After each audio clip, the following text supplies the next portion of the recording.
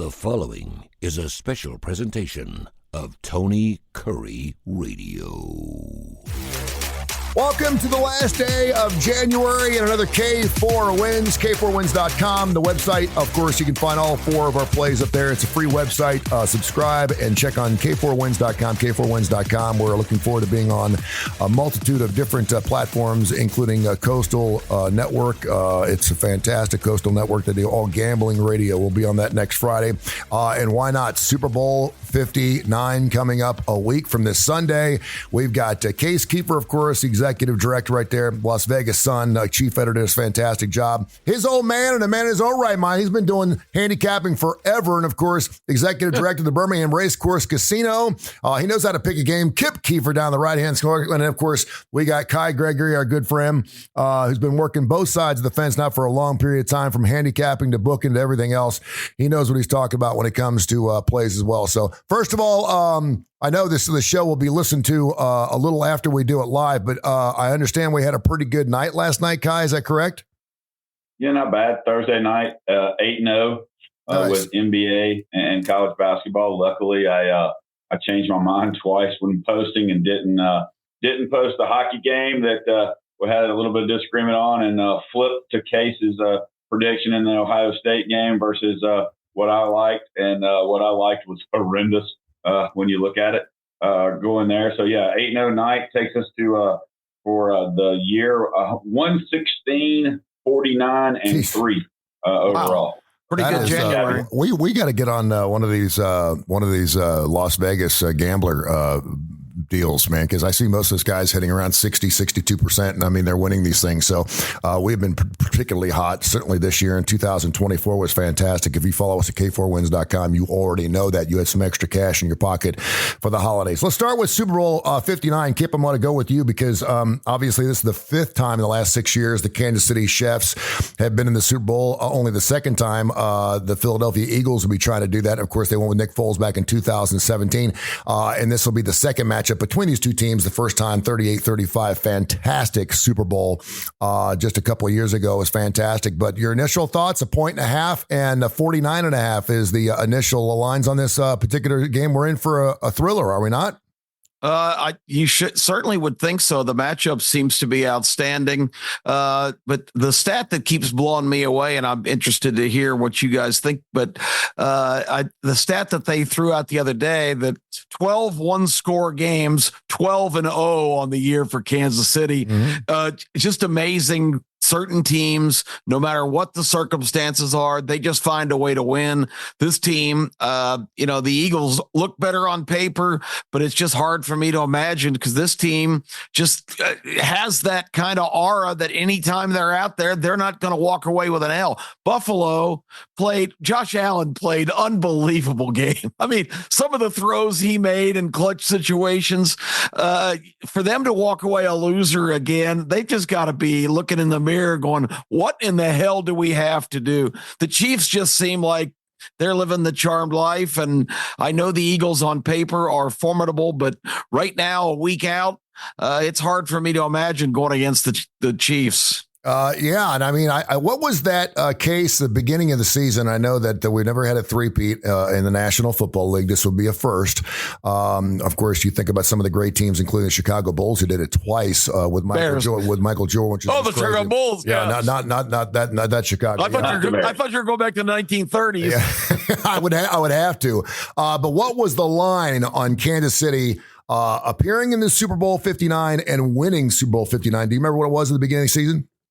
Well, I remember one very specifically. So sorry, this is the second straight week. I feel like something you asked me, if you watch all the Alabama shows we're on, I say the exact same thing on the starting lineup this week.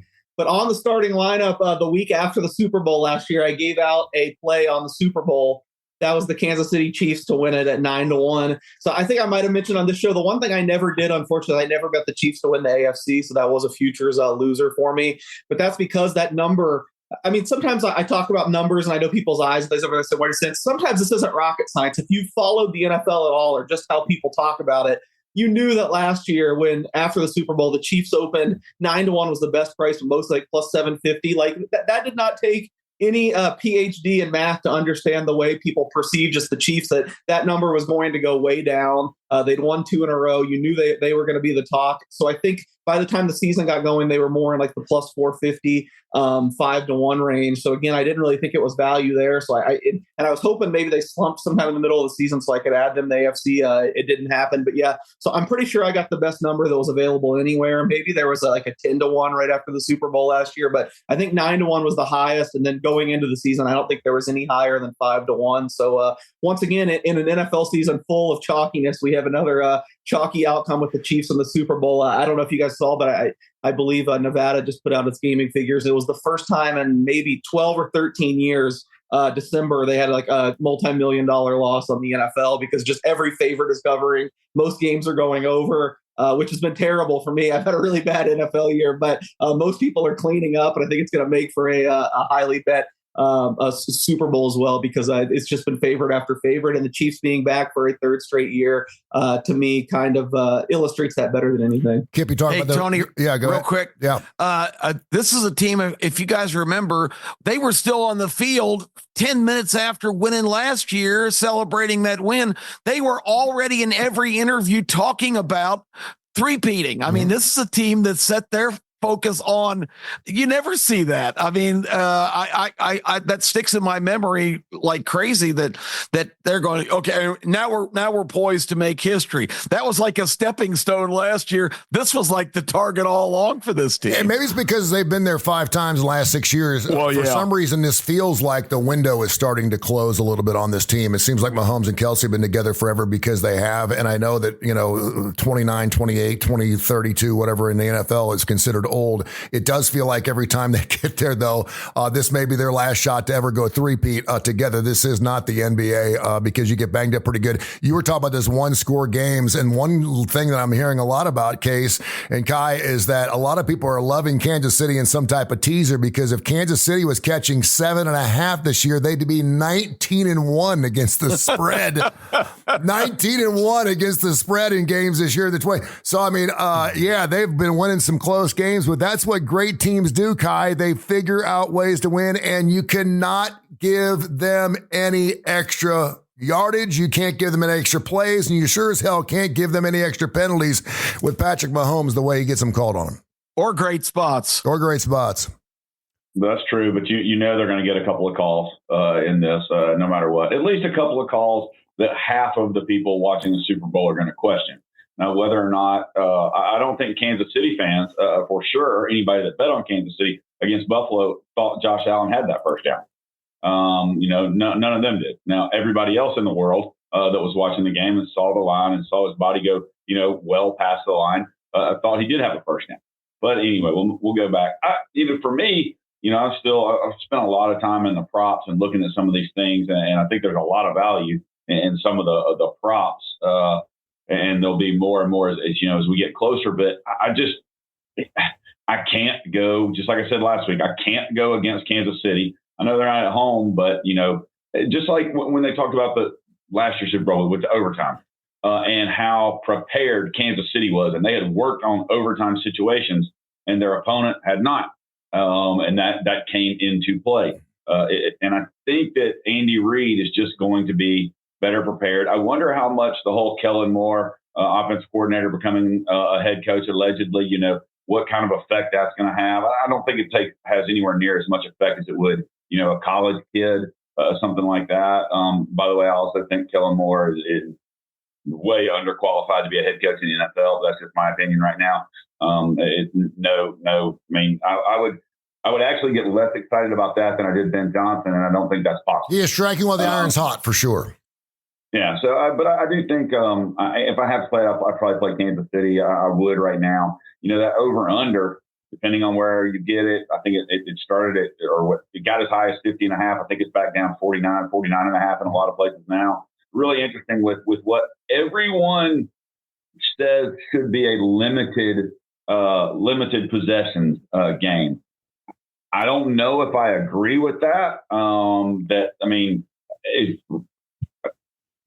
I still have a hard time betting anything under, but at the same time, I can see myself betting under in this game, which I know doesn't really help, but I've got another week to look at it. Yeah, Case, let's look at some prop bets too, and we're certainly going to give our plays up because we get on the show before Super Bowl 59 kicks off coming up here on February 9th. I got bitten in the ass last week. I had Saquon Barkley over the $125 on the ground, and of course he goes for 60 yards in that first play, and I'm thinking, okay, this is going to be the easiest win of my life, and he hits a $118. You said it, Case. You said it on this show last week. Go big stars, Josh Allen, go Lamar Jackson, and just go under on all their plays because everyone thinks they're just going to go running crazy. And of course, most of those came, including Josh Allen, rushing yards. One play that I think is really interesting, though, is on Jalen Hurts passing yards for Super Bowl 59 and 212.5. Now that Saquon Barkley is coming out of the woods, and of course, he's been out of the woods all season long. Wake up. A lot of people believe that he's not going to have to put the ball up in the air. Of course, they put a 55 spot up there and it went under.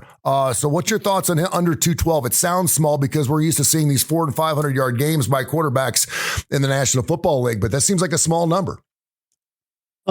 Yeah, I haven't bet any traditional props yet, but I'll give all my off the cuff opinions, but I'll be diving way more into it. There'll be a lot on Las Vegas. So I'm still kind of old school when it comes to this. I know now in this day of legalized sports betting in America, like there's some props that come up even before the championship game, the books, it's like an arms race, but here in Las Vegas, always kind of the big moment. It's not as big now because of these national books, but we're recording Friday morning. It's Thursday night. The Westgate Las Vegas Superbook posts. They're kind of the gold standard of props, and they light up their board on Thursday nights. They put all the props. I still think they have the biggest opening limits. You can go down there and get $2,000 a pop on 900 different bets. So to me, the prop season doesn't really start till they post it. They did last night. I have them in front of me.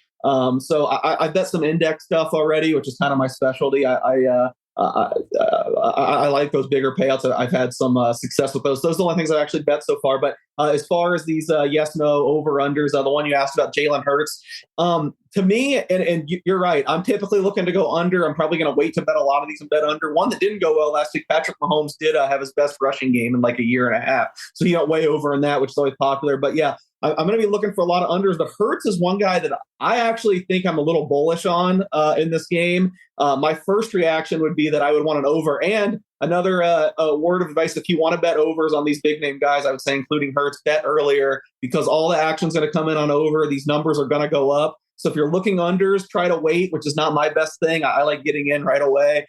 If you like overs, generally bet now. To me, the script's kind of flipped with the Chiefs defense. And I've heard a lot of people talk about how bad they are against the run and how they're more formidable in the secondary. That's just not true this year. That was true at the beginning of their run where they would just get gashed on the run. And I think it was fine for them. They just didn't give up big plays. But this year, you look at all their rushing metrics, they're way above average against the run and kind of middling against the pass. Let's go back to the last Super Bowl. They played the Eagles. Jalen Hurts had probably the best performance for a losing quarterback in Super Bowl history. I think he tied the scoring record with 20 points. He had 375 all-purpose yards. A.J. Brown and Devontae Smith had 200 yards combined. I think the Chiefs secondary's probably gotten a little better since then. A lot of those guys were rookies back then, but they still don't really have that physical guy to match up with A.J. Brown. They struggle against receivers that line up on the right that are number one. So I look at A.J. Brown to have a big game, and I just really think they'll sell out to stop Saquon Barkley. And I think their linebackers, their defensive line, I think they have the guys to at least slow him.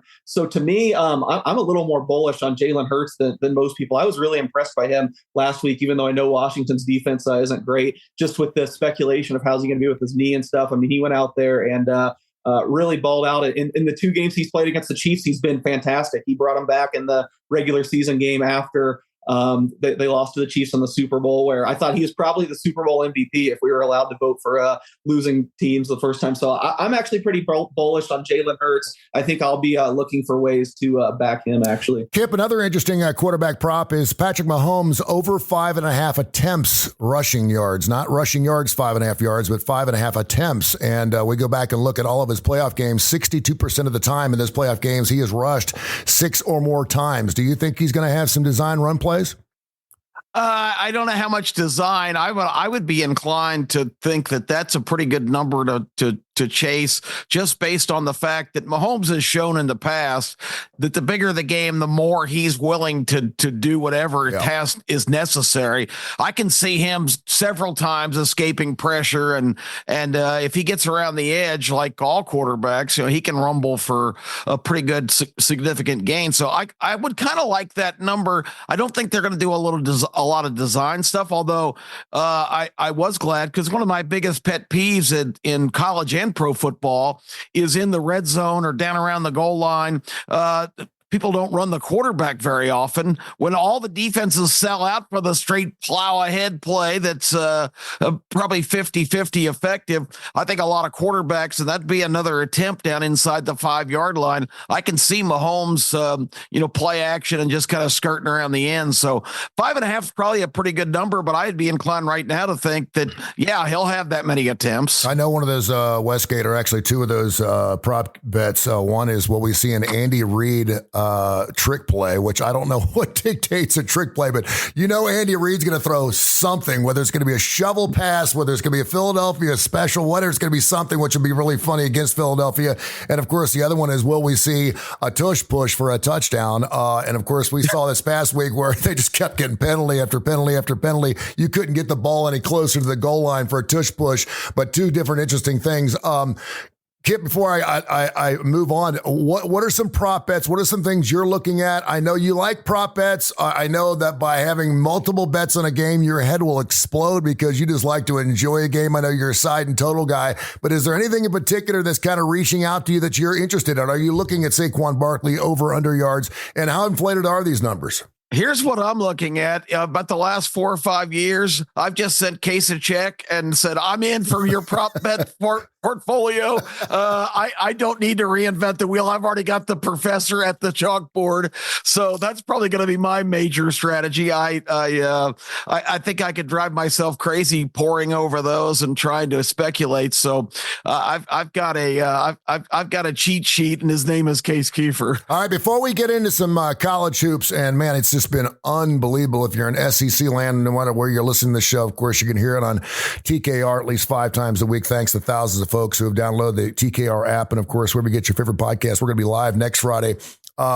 It's been amazing to me just how great college hoops are in SEC world, man. Every single night you turn on a game, it was like a 3 versus a 2 and a 7 versus a 16. It's just unbelievable.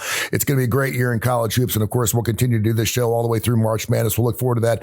Not adding 8 to 10 teams this year. It'll be happening next season, and perhaps we'll double it by next season as well, which is going to be great for everybody.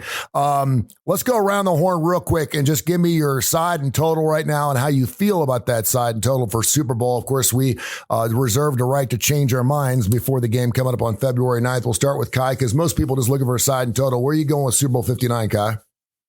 Well, I'm going to just not be upset that you didn't ask me about all these papers and all these props I have here. Oh, I'm going, yeah.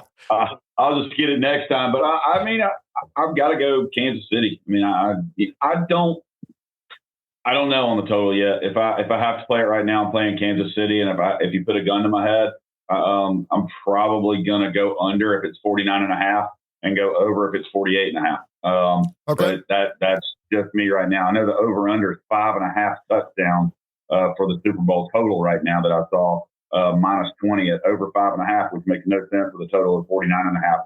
But I mean, because I don't think they're going to kick a lot of 5 or 6 field goals. Yeah. All right. Well, before we move on, then I want to hear some of these prop bets. You got all this paperwork, brother. I want to hear about it, man. You put the work in. I want to hear about it.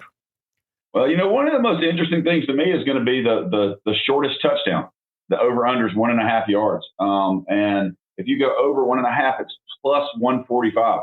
Really interesting. You think about pass interferences in the end zone, how many times Philly's going to run the tush push, all those different things. So I like that one in there. If I play that one, I'm going to play over. I think it's probably going to end up going under, but, I'm going to go plus. I love some of the first touchdowns, anytime touchdown scores. Patrick Mahomes is plus 300 on anytime touchdown. He's plus 1,800 on first touchdown. I like that. I like Xavier Worthy, anytime touchdown. He's got high numbers. When I'm doing that, I mean, anytime touchdown, it's real easy to say, okay, I'm going to take Jalen Hurts minus 125. Is he going to score a touchdown? Probably, but you're laying juice first getting back on top on some of those. I really like something that I've seen a lot of people go against, that I think these numbers are actually going to drop a little bit. A.J. Brown, longest reception, over 25.5 yards. I like his ability to run after the catch. And Travis Kelce is 20.5 on longest reception. And I kind of like that, the way I think he is going to play in this game, so that we get to see Taylor Swift 800 times. And Saquon Barkley over 8.5 yards on his longest reception, or something I'm really looking at early. I've got a ton for anytime touchdown and first touchdown, because I like to take the something where you can place 5 bets, whatever your regular units are, where you can place 5 bets, but 4 of those are going to get you major money, so that if they hit, you get all your money back. There you go. That one bet. I'm somebody that likes to play it like that. There you go. Kip, side and total for Super Bowl 59. What you like? As of today, I have to go Kansas City. My inclination is that Philadelphia might have top to bottom a better roster, but I'll believe it when I see it. And I'm going to be a contrarian here. I think there'll be points scored. I would take, if it was today and I had my deadline, Kansas City over. Case, side and total, Super Bowl 59. Yeah, I was part of the resistance. I did bet under 50.5 on Sunday night, so I'm definitely on the under. I think both these teams, Vic Fangio is the progenitor of what every NFL team's trying to do now, keeping everyone in front of them, not giving up big plays. And he's never had a defense this talented. They're so athletic. They have great guys to pull this off. And I'm actually probably going to be betting some Mahomes under rush stuff, because I think they have great spies for him. I don't see him getting loose like he has against other Eagles teams. So I don't know. I think I've been getting killed on over-unders because every game goes over, but I think on 50.5 was way too much. So I'd still lean under right now at 49.5, but under 50.5 for sure. Man, I really hope you guys are right. I'm looking for a Chiefs 1, 2, or 3 point win. But the close game stuff has been amazing, but I'm the guy, I don't care how good you are, and they are amazing, and they're better be at it because of Patrick Mahomes and Andy Reid, but that is going to regress at some point. You don't win 17 straight one-score games because you're better than everyone else. The last one they lost to was that Raiders Christmas game. You go back that season, they lost a lot of one-score games before this run. They lost to the Eagles in a one-score game. Because of that, my gut says I don't think there's any question the Eagles have the better roster. I'm not giving you guys bad vibes or anything for picking the Chiefs. I think anyone in the NFL would tell you the Eagles' talent just overwhelms the Chiefs. Doesn't mean they're going to win, but because of the numbers, I actually made the Eagles a 1.5 point favorite here. Like I said, I have that Chiefs future. I have no Eagles future exposure. I've just whiffed on this Philadelphia team all year, so I'm really hoping the Chiefs come through. But I think betting wise, you'd have to be on the Eagles right now. If you're going to bet the Chiefs, I would also tell you to wait, because I find it hard to believe that the guys that are, running models and looking at the same way are going to be on the Chiefs here. I think if anyone, Philadelphia is going to take money here. I would not be surprised if this somehow got to a pick or so. So if you like the Chiefs, just sit and wait right now. But for right now, for me, I'm hoping the Chiefs pull it out, but I would be on Eagles and under. And I would I like the Eagles, and I like the over in the game as of right now. And I think a lot of people, we know this, and we've talked about this. People bet with their heart, not their head.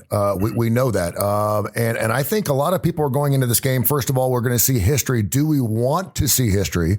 For most part, I think we're just tired as hell. It's like the New England Patriots all over again. We're tired of seeing Kansas City give the Super Bowl every single year, give someone else a shot, and I think a lot of people believe, and certainly in this neck of the woods down here, because he played Alabama, with Alabama, of course, then went to Oklahoma. But Jalen Hurts, I think a lot of people, he's one of those guys that's doing things right, and he's had concussions, but they want to see him win a Super Bowl. It's like, I want to see Josh Allen win a Super Bowl. It'd be a shame for Josh Allen not to win a Super Bowl in his life, almost to a Dan Marino effect for me, because, he just busts his ass and he puts everything out in line. And I think Jalen Hurts does that as well. And so it's like, Patrick, you've gotten yours, but something tells me, it's just really hard to go against Kansas City anytime. It just is. They just figure it out. And I think a lot of it has to do with Andy Reid. I think he lets his guys play, but the discipline is so good. It's like when they have penalties, they don't mean anything. They don't have those 15-yard penalties when they really mean a lot. They have the 5-yard penalties early in the ball game, and those are a wash. And it seems like the other side always has that one penalty where they had them stopped on third down, and then it continues a drive, and they end up scoring a touchdown. It just happens over and over and over again. All right, let's talk about some college hoops. Let's go to Vegas. In case, what's it been like this season? Any interesting trends going on with college hoops? Of course, it seems like a lot of coaches have changed. Kentucky's playing extremely well. The SEC looks like almost every single team in the SEC is in the top 25. But any interesting trends or any interesting pushes going on when it comes to March Madness so far? Trends, not really that I've noticed. I mean, I feel like it's been a great college basketball season. You've got, a group of just really outstanding teams. It's been fun, and the SEC's been quite exciting to follow on a night-to-night basis. I'm sure it's crazy down there right now with Auburn and Alabama at the top of the standings. I do think, probably non-conference, like going into conference play, Auburn looked like a step above everyone, but I don't know. I mean, Duke, I think we talked about this last week. Kai might have mentioned it, just the way they're stomping everyone. They're not, the ACC is obviously down. I know people are sick of this team, but every year I think some of the tournament failings are, injuries. They've had the opposite of the Chiefs, some bad luck go against them. I think Houston is not a team you're going to want to fade at all. I think they're going to be a team to watch that I've been betting on basically every game, and they've been coming through. I think Iowa State's awfully tough. So even though, top to bottom, the SEC, just no question, is kind of dominating the sport right now. There's about 3 or 4 other teams that I think when we get into the tournament, it's going to be an awfully strong wrestle to the end. We could have a really outstanding Final Four if we get these favorites come through. Kip, what really sticks out to you about a third into the season so far? Well, the depth of the SEC is amazing. I knew it was going to be really good at the top, but a lot of teams that I just kind of shrugged off have performed very well game to game, and so the depth of that. I did. Case mentioned a couple of teams in the Big 12. I think any other year the Big 12 would be getting a lot more adoration, but because the SEC is on such a roll and is so deep, people don't need to sell them short. The Kansas game, Case, of course, is a Kansas graduate, so I've followed the Jayhawks for at least a decade now or more, probably 15 years. And a game like last Saturday night at Allen Fieldhouse, Kansas wins that game every time. They have a 6-point lead with 20 seconds left in overtime and let it get away. So that tells you Houston, and that's the first time I've really watched Houston start to finish, and they are scary. They had a couple of guys step up and make some threes that's not really their MO, but their inside guys are scary. Now Kansas has to go to Baylor. Oh, no big deal. Let's go play Baylor. The league is both those leagues are brutal. I think they're both head and shoulders a lot better than the Big Ten and the ACC. So it's fun now to watch the way that the season's shaping up and see what ends up happening. But in terms of the SEC, gotta love it. My best bet this week lost by 30 points to the same team 3 weeks ago. So we'll see if that comes to pass. Yeah, if you watch the starting lineup on Saturday mornings, 10:30, 11 o'clock here locally on ABC 3340. Of course, you can watch this on our YouTube channel. You came with the best bet. You like them to bounce back after getting beat by 30. And, of course, all of our marquee matchups are basketball games, including Duke and North Carolina. Duke and North Carolina is always. I don't care. I know North Carolina. I bet against them 3 times this year. I'm 3-0 against the spread against them.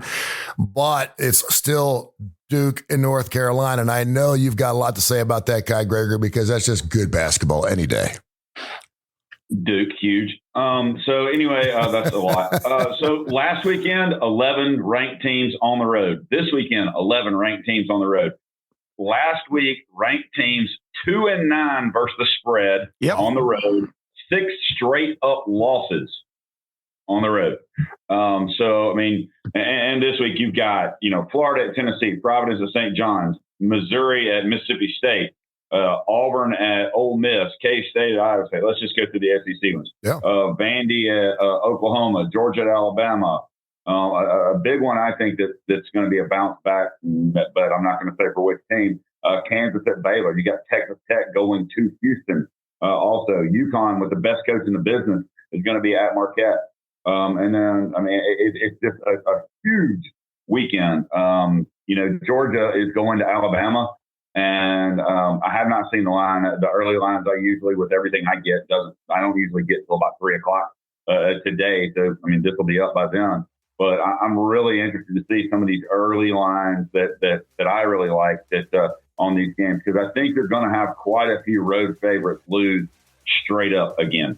For all of our plays, K4Wins, K4Wins.com, K4Wins.com. Get all of our plays. It's a free site. Go check us out, subscribe, get your K4Wins. Of course, we have everything from soccer, women's basketball, men's basketball, certainly Super Bowl stuff, NFL, you name it. We are available at K4Wins.com. Make sure you watch the starting lineup, along with Case Keefer, of course, Kip Keefer and myself, and occasionally Gregory joins us, is on that show as well. He knows what he's doing, so check it out, K4Wins.com, K4Wins.com. Guys, we'll be live next week, and then we'll get ready for Super Bowl 59. It's going to be a hell of a week. We have the right to reserve that right to change our minds based on what's happening, and I'm sure there's going to be some tweaking going on in our gamblings going on later on this week. But thank you very much. I appreciate you. Thanks, guys. This has been a special presentation of Tony Kurre Radio.